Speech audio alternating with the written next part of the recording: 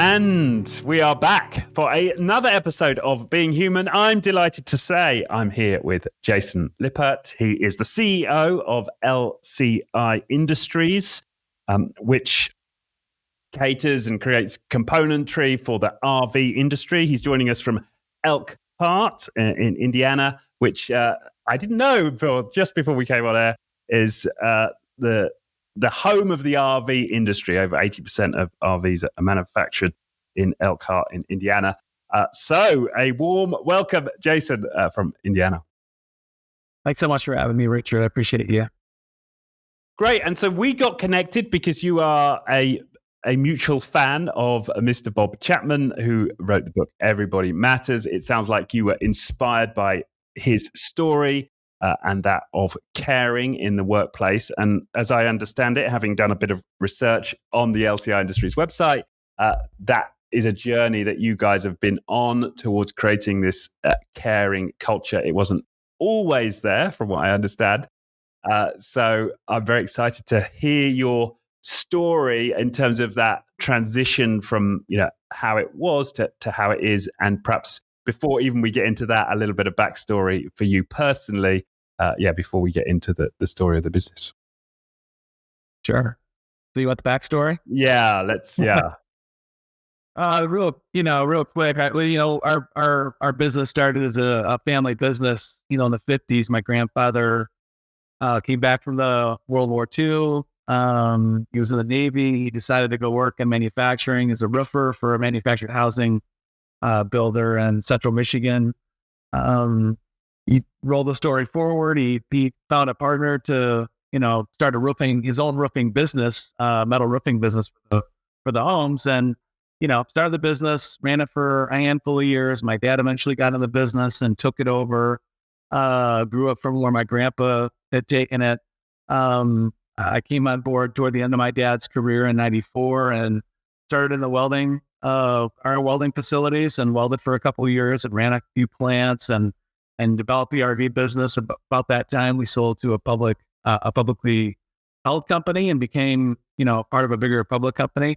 As we kicked the RV business off, we were 100% housing business before then. And, we quickly over the next decade became 90% RVs, and we organically grew a lot of our business in all sorts of different product areas.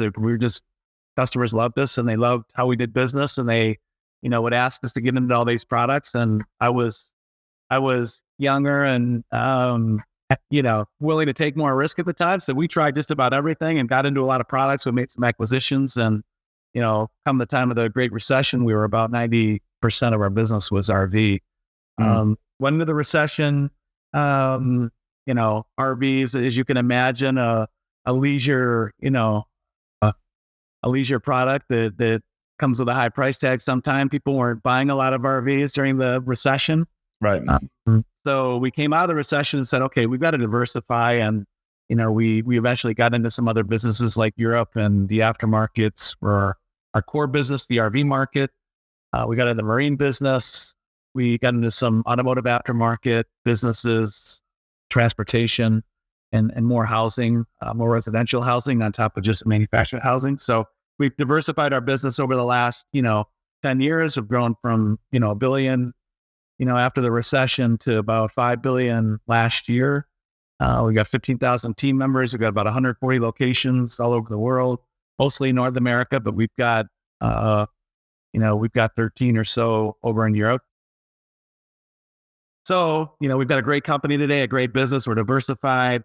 And we've been on a culture journey for the better part of the last 10 or 11 years, inspired by, quite a bit by my faith journey, but also, by getting introduced to Bob around that time. And, I joke with Bob all the time because, as part of our onboarding with all of our team members, they've got to watch his Truly Human Leadership TED Talk that initially inspired me to change the culture of our business. So. Oh, wow. So it was the TED Talk had a big impact. And you also mentioned faith. Well, maybe we could start with faith and then come on to Bob. So sure. when did that start to, I suppose, change you, your faith journey? Where did that play a role, and where's that play in? Yeah. I'd say after, 15 years of being in business, and we worked hard to grow the business. I mean, I took it to a different level. I mean, we saw this opportunity in RVs. There was a lot of small to spirit manufacturers, and I just saw this opportunity to quickly, get to be a big enough player where we could be the dominant player in the market that we're in today. But to do that, we had to roll some companies up. We had to really go fast and develop new products and become kind of the dominant players in those product areas. And I was, me and some of the guys that started the business, the RV business, I mean, we were sleeping at the plants. We just had so much business and so many orders. We packed probably 30 years into the first 10. Right. And we were just working all the time. It was unhealthy, but, it was about, 10, 15 years after we started the RV business, I just started doing a lot of praying and just, asking God for, guidance and direction on this. It can't be like, I can't keep up this pace forever. And B, there's got to be more to life, more to my purpose and our people's purpose in the business to just, work our butts off and get more revenues and, get stock price moving up and, more customers and more of, all the business side of things. What's the purpose and meaning of our lives? And, the answer came back and, hey, look, you've got, thousands of people who have their own influential circles and their own circles of impact, and they've got families. And, how are we really treating and caring for the people that we've got, not just a few minutes with every week, but we've got 40 to 50 hours a week with these people. And, it just became really clear that what God was telling me was, hey, look, you can have massive influence and change lives and create transformation in people's lives and make lives better by just doing work differently and caring about the people that are sitting in front of us that are in our facilities, day in and day out.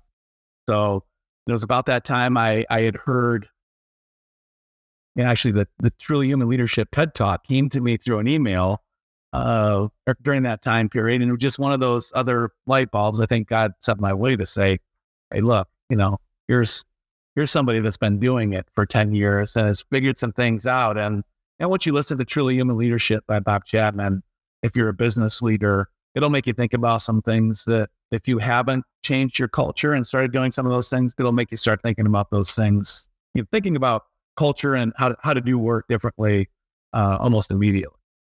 Right. And after reading that tech talk and you're in this, I suppose, dialogue with God about, how you could express your purpose differently, what were some of the first steps you took after the TED talk? Yeah, well, it was, like I had said, and, when we first started talking, I started in the facilities. My first job was, a 10-hour shift welding with a bunch of people on big steel structures and, blowing dirt out of my nose every night and weld flash in my eyes. And, so I understood what it was like on the front lines. But as the company had grown, I had really, grown farther and farther away, even more executive strategy, acquisitions, and kind of, organizational structure and things that, a lot of CEOs work on. And I just grown distant from the front lines of our business. So the first thing we did was, let's go back into the facilities. I went back into the facilities. My team got closer to the facilities, and we're fortunate enough to have, like 40 today right here in our backyard because we do some business where our corporate office, our corporate headquarters are. So we just went back into the facilities and started listening to our team members. We started doing surveys. And we got a lot of great feedback. And the feedback was, while it was hard to hear, it was really, really easy to make some of the changes our team members were asking. And what we found through that process is just, all our teams and people wanted us to do was care more about what they had to say and care for them. But most importantly, just, listen to them and then act, and then do what we say we're going to do.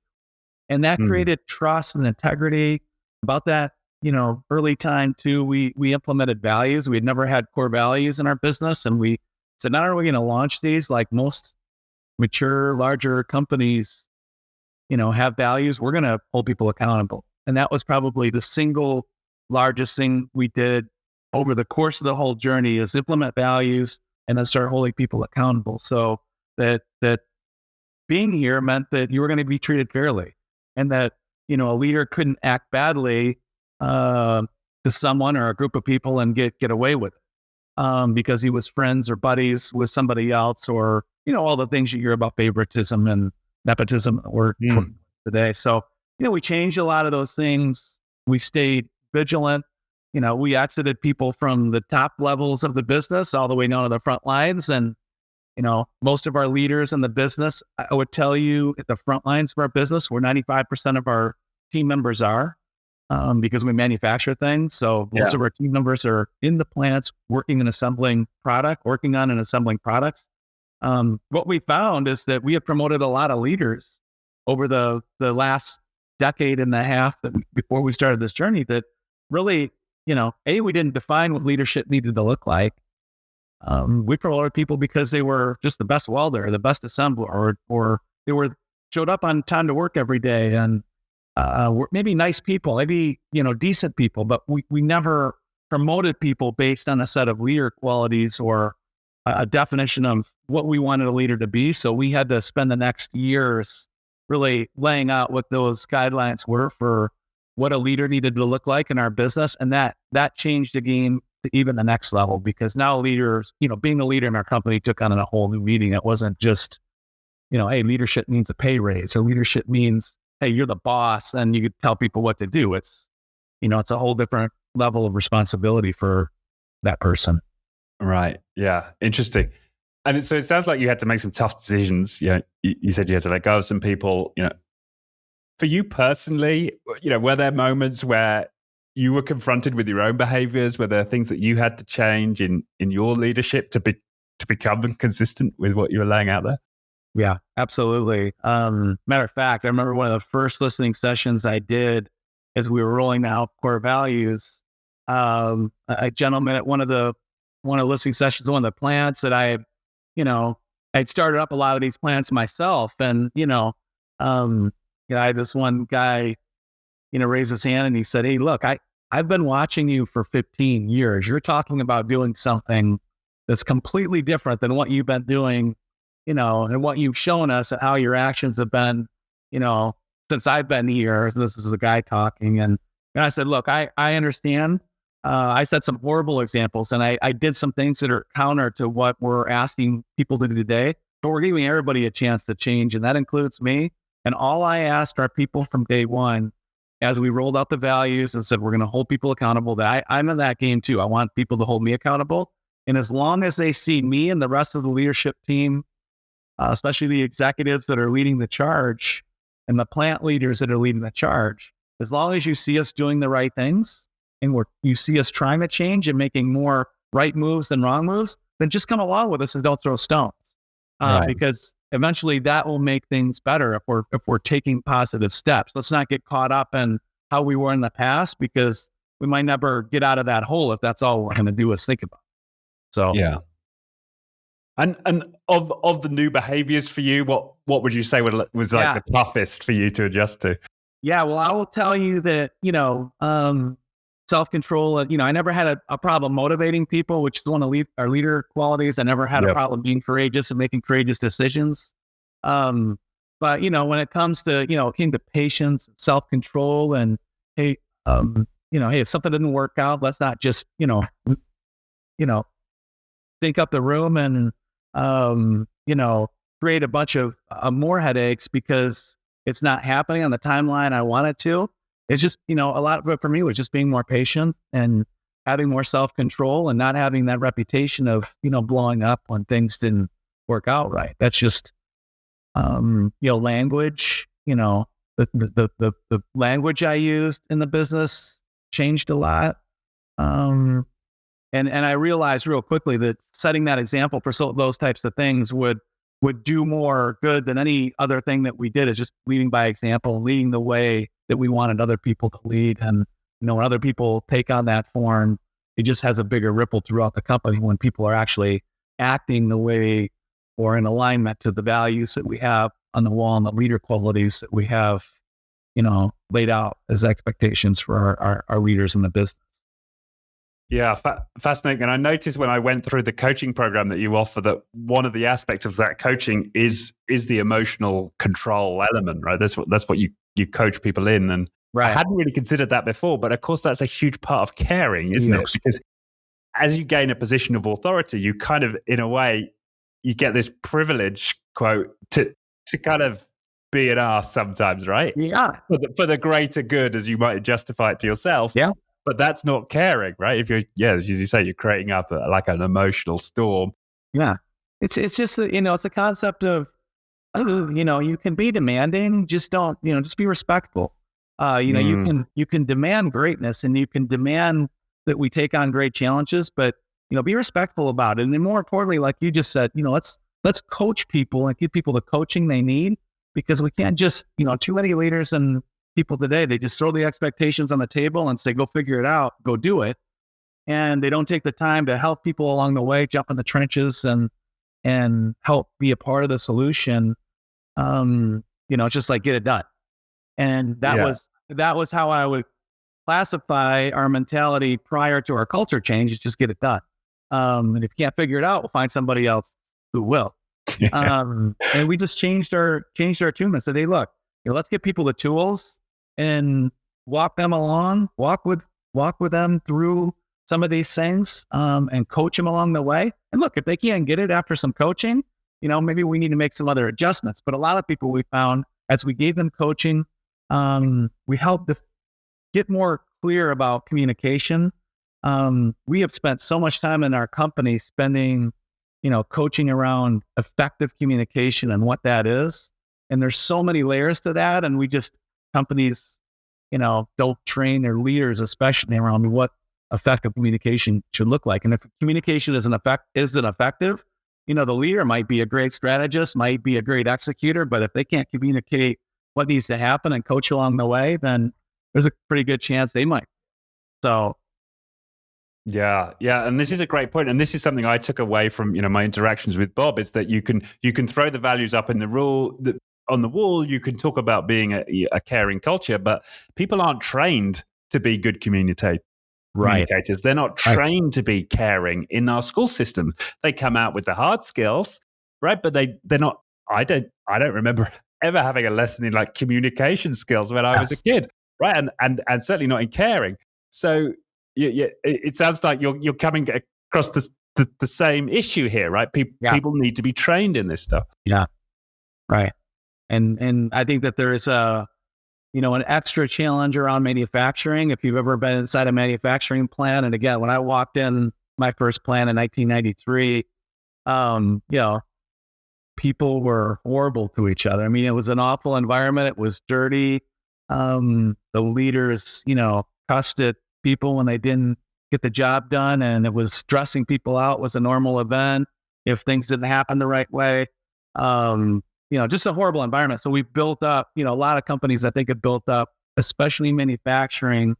And again, it wouldn't be a big deal if 5% of your workforce there would be easy to change. But in manufacturing, more than 95% of your workforce are in the factory. So it's especially important you figure out leadership and values in the facilities where most of your people are. But, a lot of manufacturing companies have decades of just bad habits built in. Leaders would get promoted, from the front lines of the business based on, and they would lead based on what they saw their last leaders do. And there were just a lot of bad examples and a lot of bad habits out there. So a lot of what we're trying to do is retrain people. And, they don't believe when people coming in from the outside, they don't believe that value is a real thing because they've never been in a company that's been consistent. Yeah. So, and I tell our people all the time too, that, we're not getting people running to this company looking for jobs that are coming from great cultures and great pay, and they're not leaving.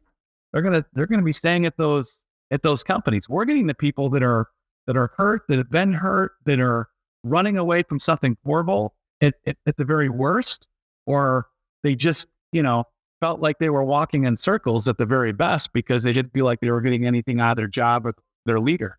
So we got to be really careful when people are coming in that we just don't expect them to like figure out, hey, this culture is great and just jump on board because it's foreign to most people. So yeah, so it's tricky all the way around. Yeah, and what were some of your lessons, for thinking about other leaders out there, other people in a similar position who are listening to this? What were some of the lessons you learned about setting up that leadership program? What worked, what didn't? Yeah, you froze there for a second, Richard. Can you ask the question again? I was going to say, yeah. So for anybody else who's expired here and thinking, yeah, I get it. We need to start training our people better. We need to invest in leadership development. What were some of the things you learned at Lippert that worked with your leadership development program? What didn't? Are there any lessons you could share there? Yeah, tons of lessons. And I'd say we're still learning today because every week, every month, every year, we continue to take steps in the right direction because we have this momentum working where we've committed to culture and we committed to values and we committed to leadership development and all those things as we, tried new things and experimented. And that's one of the great things about going on a culture journey with your company and your team and your leadership is that it's a totally unexplored area where, there's some companies like us and Chapman's and, businesses out there doing some really creative things around culture, but to do it consistently and then continue to innovate along the way, there's so many things that you can do. But, I think the first thing, again, if you can't get the values in the business and get people believing that they're consistent and that people are held accountable, no matter who you are, whether you're the CEO or the, frontline team member that's making a part or providing a service, the very entry level part of the company, if you can't get that consistent, then none of the rest of it works. Right. You can have all these great ideas, but you won't be able to execute if people don't trust the value. So, that's number one. Again, I'd say another thing we did that was really helpful was just define what qualities leaders need to have in the company so that there's a defined explanation of that or definition of leadership in the business. And I would tell you today, if you don't have that, go and ask your leaders around the business how they would define leadership. And if you ask 1,000 people, you will get 1,000 different answers.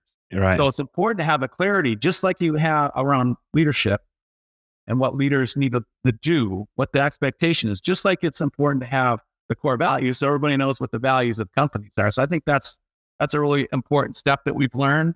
And then I think one of the bigger ones is we finally came to a point, a few years into the journey where we said, look, we cannot keep giving our general managers, our executive leaders, our HR department, we can't give all these functional areas and people the responsibility of promoting culture. We all have to support it, but we decided early on that we needed a special group that was going to focus on culture and keep all this great stuff in the airspace and keep it moving. And that was their only responsibility was culture and leadership development. So we started like anything. We started with one person and it's grown to close to 30 people today, but that happened over the course of 10 years. So I would encourage businesses to start with somebody that's in charge of culture. One, you're going to have somebody that can dedicate 100% of their time and help move the ball. When times get tough, we go back to, just survival mode, right? And we focus on a lot of other things, but you have somebody that can help focus on culture and be the person that reminds, hey, look, we said we were going to do this. Let's not forget about it. Here's an opportunity over there. Somebody that can run around and just see where the opportunities are. But it's really, really difficult if you're just going to say, hey, look, HR or executives, HR, you're in charge of culture. Well, guess what? Their jobs have never been more difficult. They've got more issues to deal with, and they've got more social issues. They've got the DEI. They've got all the things that have stacked up on their plate over the last 10 years that make their jobs more complex. And then to say we're going to throw the most important thing in the company on their plate in addition to all the things that they're doing and say, you're in charge of this too. I would just argue that it's not going to get done as well as if you move it into its own little department or function. And besides, I think you send a great message to your team members if you say, hey, look, we think culture's so important. We're not going to make it one of the 20 things that HR does. It's its own area and it has its own leader. And we're going to grow programming in culture and we're going to focus on culture because we've got somebody dedicated to it. Right. And do they report directly to you as CEO? Yeah. Our chief culture officer and he reports directly to me today. Yeah. And he's got, like I said, about 28-ish people that work underneath him, and leadership coaches. We've got personal development coaches. We've got a couple chaplains. We've got a leadership academy. We've got a health and wellness group, and we've got a community impact group. So, all 6 of those key areas fit underneath our culture and leadership development officer. And we're able to make progress in all those areas because those are all areas that really benefit, each and every team member, and show that we care, from helping plug them into community impact events and community service, to chaplaincy, to leadership coaching, to, hey, look, personal development coaching. We found that, a lot of people aren't great at work, not because they're not great or capable. It's because they're dealing with personal crisis. They're dealing with, personal issues that they cannot unplug from when they come into work. And I know, every business out there at one point or another has told their team members, hey, look, leave your personal baggage at the door. Don't bring it into work with you. Get your work done. And, you can worry about that stuff when you get home. But the truth is we all, we've all said that, over the decades, but it's impossible for a human being to unplug from the real thing, the things that are real to them going on in their life. And as a CEO or a leader of a business, you might say, hey, that's easy to do. Well, you're in charge of the business. You've got a different level of responsibility. But, somebody coming in that's on the front lines of the business, they can't. That's the most important thing going on in their life. And it's clouding their ability to do work well because they're trying to shove it down and suppress it and choke it out and not really, paying attention to it. And that's not normal. So we give, when we see personal crisis happen and people with personal issues, we try to help them solve that issue. And sometimes it's just giving them some time and space to take care of whatever they need to do. And some people are deathly afraid to ask for a day off to go fix something because they're afraid they're going to lose their job, because that's what happened to people around them at the last job they were. So, anyway. Yeah, no, that's it. That's a really important point, isn't it? This expectation we have in the workplace that people kind of zip themselves up and, put the shield on and grind through the day. And yeah, I mean, it makes no sense, right? It just doesn't make sense when you're considering the whole human, to Bob's term, truly human leadership. It's not consistent. It'll suppress performance. I mean, if people are doing the best job they can and bringing their passion and energy to the specific job that they've got to do in the business, at any level of the business, it's going to hurt efficiency. It's going to hurt the efficiency opportunity in their job, and that's bad for the business. So why would you want to help them take care of that so that they can get their heads clear and focus on the important priorities at work? Yeah. And do you offer the coaching and that support to everybody, whatever the level? Yeah. So our leadership coaches just focus on the leadership. I mean, we could make the argument that we could triple the staff and help a lot more people, but our true goal. So we've got, on 15,000 people, we've got about 1,000 leaders in the business that lead people. They might lead 2 people, they might lead 20. Right. So our goal is to focus on every single leader in the business and help them to grow and develop. And then from there, we task them to say, look, we've equipped you, we've trained you, you've admitted you're a different person and a different leader today. Go teach this to the people on the front line. Because while they might not lead today, they might lead tomorrow. Yeah. And if they're not going to lead tomorrow, man, you're going to have a better group that you're leading if each and every one of those individuals are leading themselves better. So teach them about leadership. Just teach them how to lead themselves better. And if they're doing that in your group, then your group's probably going to perform better if they're leading themselves better. Nobody ever argues with that. Yeah. So why wouldn't you try to help them lead themselves better and help them develop and grow as a human being and help them to figure out what their goals in their personal life and their professional life are, and help them, write some actions around getting some development going. And if you do that, those people will probably be more loyal. They'll probably be more passionate about life. They'll probably be like, I've never worked for a company that really cared enough about my personal life and my professional goals and my development. I'm pumped up. How much better is that person going to be for the business than somebody that's just, thinking that life is terrible because nobody even ever talks to them? Yeah. And it's so obvious when you lay it out, but I think it's just like a kind of a corporate group thing that has taken over, which, has these ideas about what it means to be professional, which is kind of anti-human at some level. Right. Yeah. But that's interesting so anybody who leads anybody, whether it's 2 people or 10 people, they get the coaching, right? Which is a lot different to a lot of other companies. They may do leadership development at the very top level, but that's perhaps as far as it goes. That's right. Yeah. That's right. Yeah. So one thing you talk about on the website, and you talk about you measure success by how much you touch the lives of people. So do you have, numerical metrics in place that you look at? How does that work? Absolutely.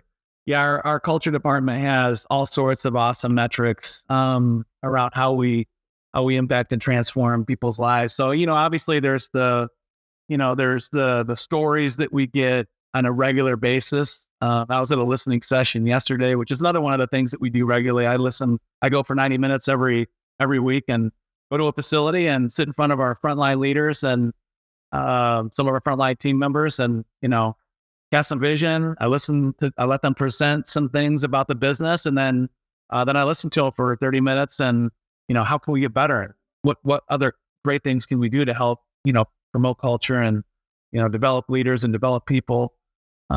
So, anyways, I heard a story the other day where guy got up and he wanted to share his personal and professional development plan. This is a guy in the front lines of our business.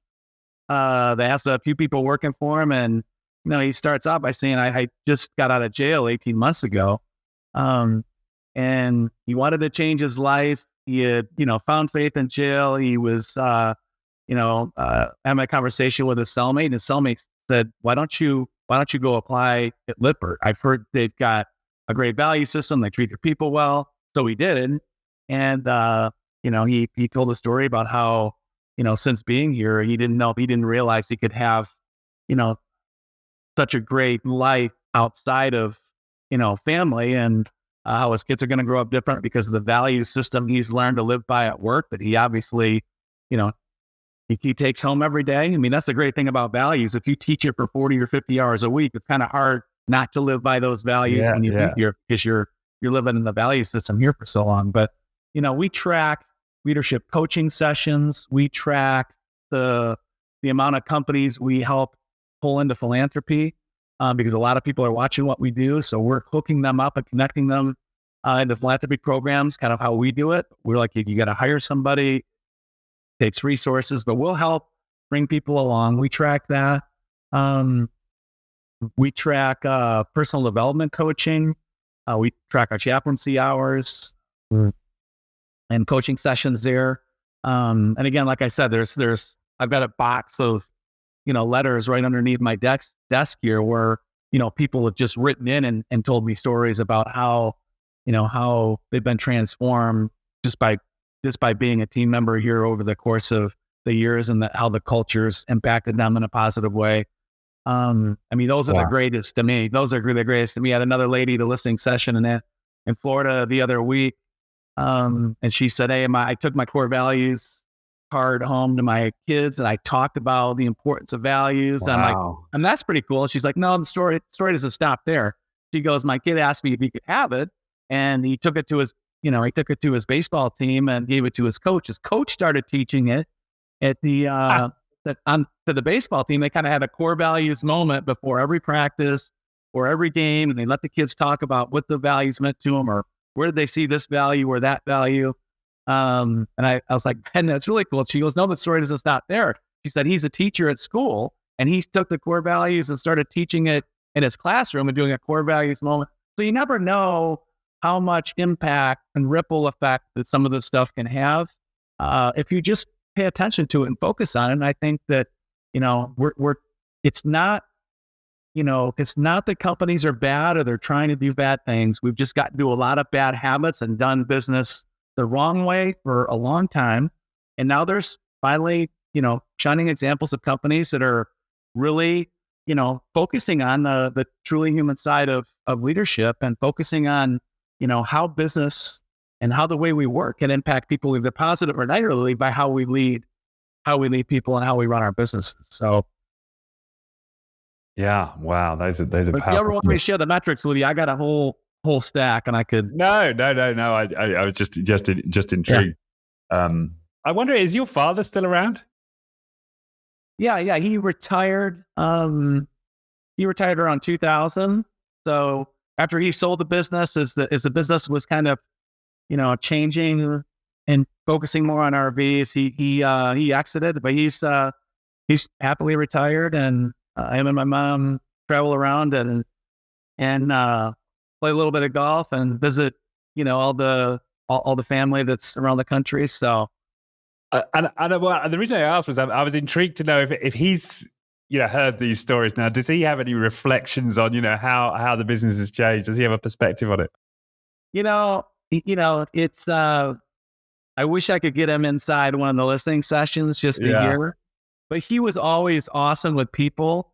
He was very, he was removed, but whenever he went to a facility, and I was with him several times when he was just humble and thoughtful. He always makes sure that whoever it was, whether it was a welder or a frontline leader or the plant manager, always made sure that they had the floor and had his attention. And if they needed something, he was, he'd make sure it happened while he was. So I think in his mind, he did a lot of that stuff, but to see it, permeate throughout the organization and see other people, kind of take the lead on that type of that type of leadership, I think, is something he hasn't seen and maybe doesn't fully understand, because it's hard to know until you're in front of it. You see it on a regular basis, and it's just hard for him to be able to do that. But my grandpa's still alive. He's still alive too. Wow. Yeah, he just turned 98 this past month, and of course, when he was in business, it was the Wild West. So it's probably really hard for him to understand, but he's really proud of how the company's changed and grown and the stories he hears. Yeah, but I think that the example you've just shared of your father is instructive, because this goes back to the point you made earlier. Just being a great guy and expecting others to model you isn't enough, right? You got to be explicit about our values, explicit about the leadership qualities, and then train it. Yes, and it's about everybody having the ability and authority to hold each other accountable to. Yeah, we say, we're living by our values and our leader qualities, and I think we've done a good job over the last 10 years, making sure that people that are great leaders are being encouraged and motivated, and allowing them to develop and do more. And then the ones that maybe didn't know, or the ones that need a lot of work, coaching them up or moving them out of the position so that we don't have bad leadership causing good people to leave the organization. Yeah. So we're not perfect. We got opportunities. I mean, people walk into work, great one day, and they have a crisis the next, and show up as a different person. And it's hard to be perfect, but when you have a culture that's holding people accountable, it just does. It creates amazing results for everybody around the organization, because when everybody's really in, and you only have a few bad actors, it's really hard for those bad actors to survive, versus having a company where, bad acting is allowed to happen at all different levels of the business, and nobody's got the ability or courage to step up and see. Yeah. I was watching one of the videos on the site, a guy called Steve telling his story about how he'd experienced the culture changing, and the way he characterized it was this flip from customer first to people first, or customer and quality first to people first. Is that a good way of kind of characterizing this? Yeah, it's a good way. I mean, putting people first, it's a very bold statement. And I think, so the question is, how do you do that? I think Branson has it right. You take care of your people, and they'll take care of the customers. And then ultimately customers will be will be first, kind of indirectly. But what I would tell you is that the how part is the difficult part. How do you put people first? It's not, you can't just say it, obviously.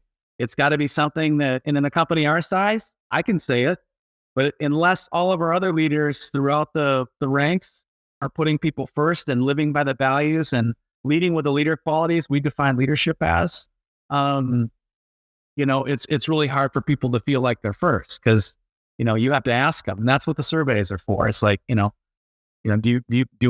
you feel like we're living out the values and leading the way we say we want to lead? Do you feel that way? And we get a lot of that feedback in the surveys, and there's always one or two opportunities here and there. But if you're working on it like we are, you're going to have a lot fewer of those opportunities than if you don't work on it. Yeah. That makes sense.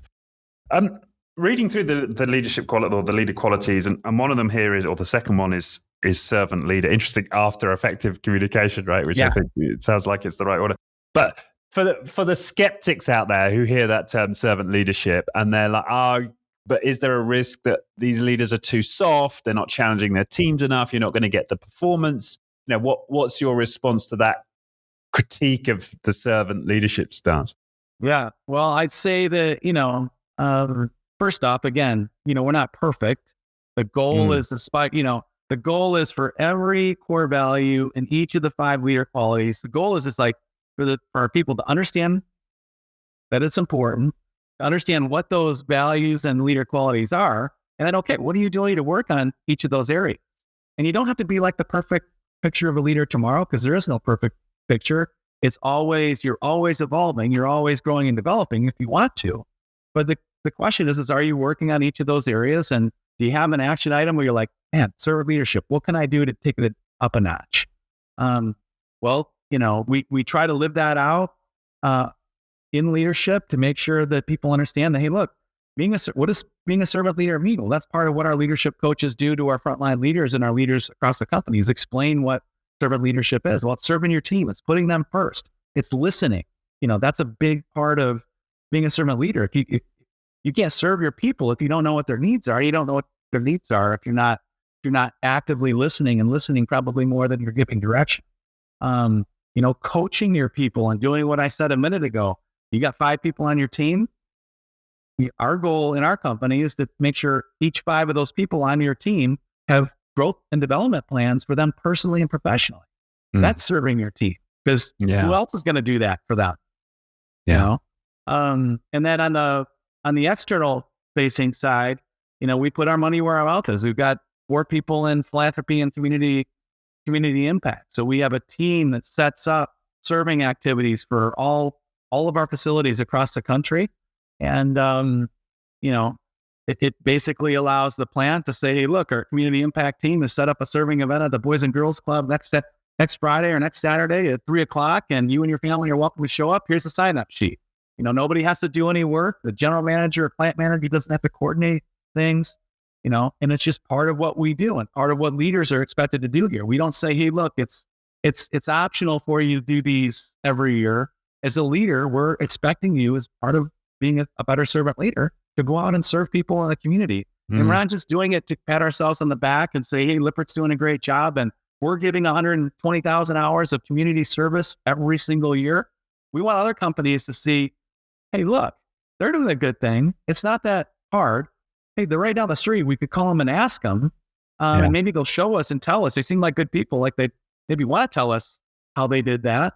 And guess what? If 10 or 20 or 50 or 1,000 other businesses start serving the communities because we're leading by example, I think that's a pretty awesome thing. I think that's servant.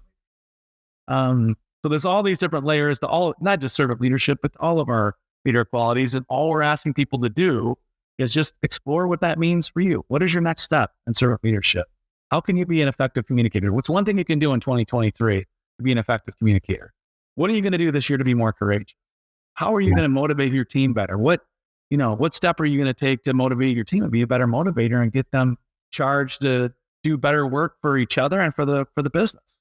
And I actually like that pairing when I saw it, the servant leadership, right, on the service, but and the motivation, right? Remember? The yin and the yang almost. Yeah, for sure. Yeah, that was awesome. Wow, fantastic. I've had so much fun in this conversation. Is there anything you might have expected me to ask, or anything you haven't shared about how you're doing things that it would be useful to offer others? I would just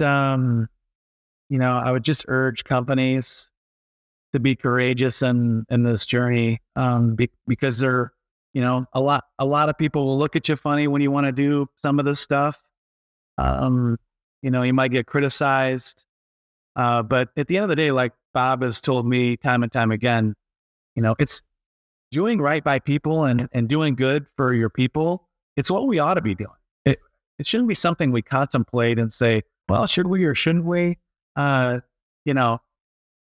in a more human-centered way, or a more truly human leadership type of way, as Bob always characterizes it. It shouldn't be a choice. We should just figure out how we can work differently to have a better impact there. But, I would urge companies to be courageous, try new things.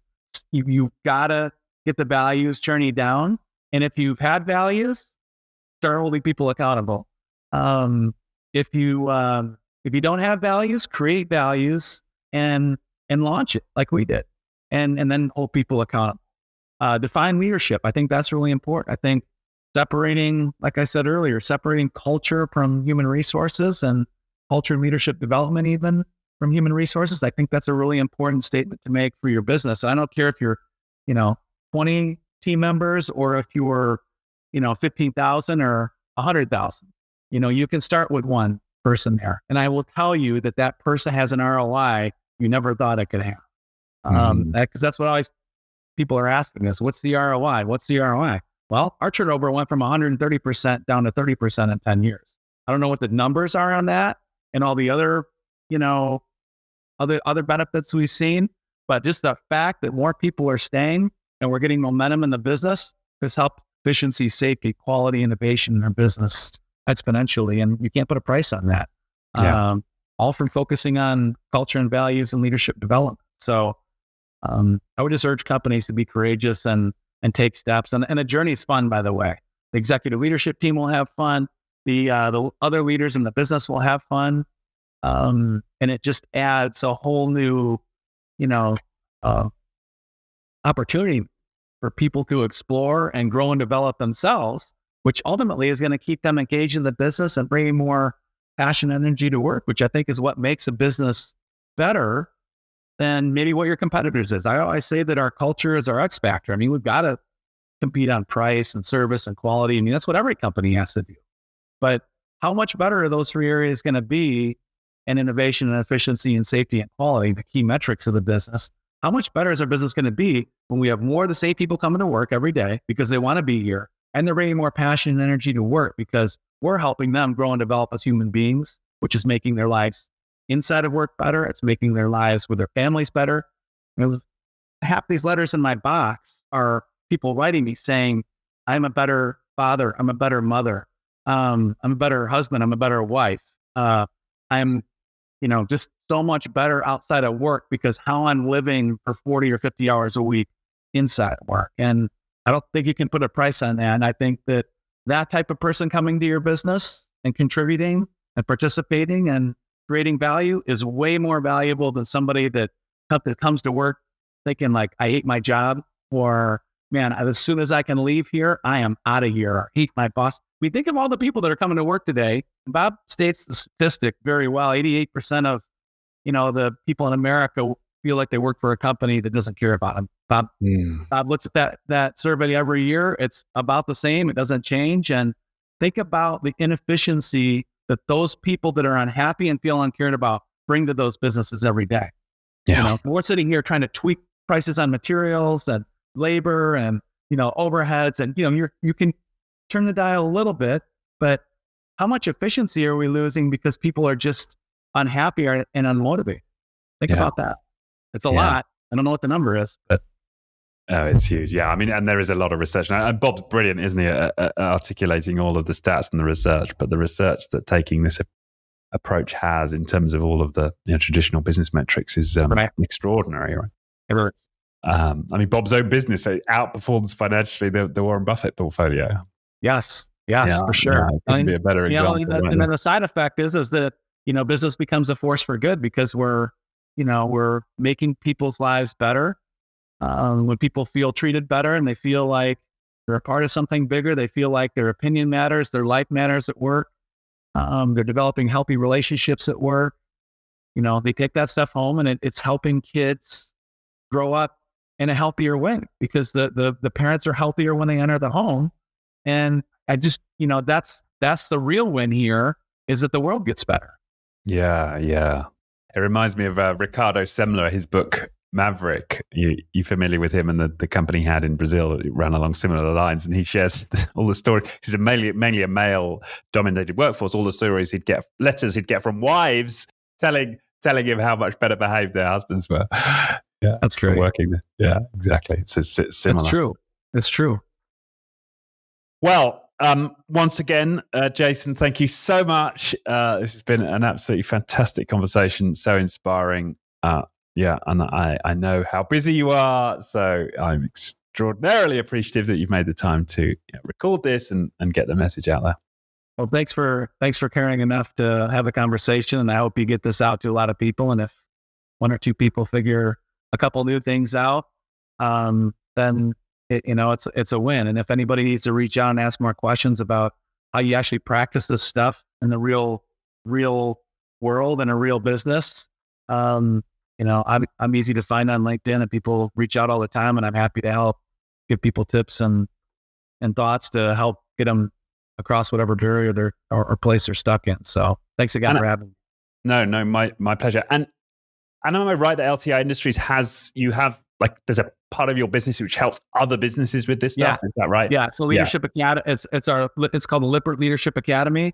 And we have a website. I don't know what the website address is. I don't want to steer you wrong, but I can give that to you after the. Yeah, we'll put that in the notes for the show. It's easy to find if you search Lippert Leadership. Yeah. Fantastic. All right. Well, thanks again for an awesome conversation, and enjoy the rest of your day down in Indiana. And it's been a great pleasure. Thanks. Thanks, Richard.